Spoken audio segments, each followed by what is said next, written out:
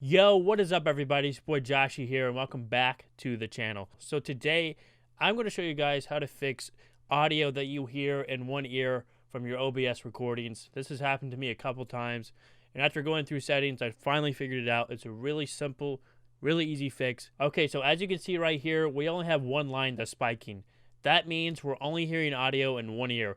Most of the time it's going to be your left ear, sometimes it can be your right, but we don't want that. We want it to be in both ears. So what you do is you go to the settings icon right here, go down to advanced audio properties, where the mic/aux section is. You want to go to mono, you want to check that, then close. Now you can see that we have two audio spikes. That means we have audio going in our left and our right ear, and everything should be fine from here on out.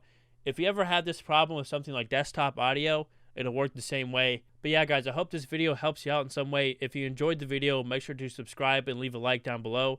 And yeah, guys, I'll catch you next time for a brand new video. Peace.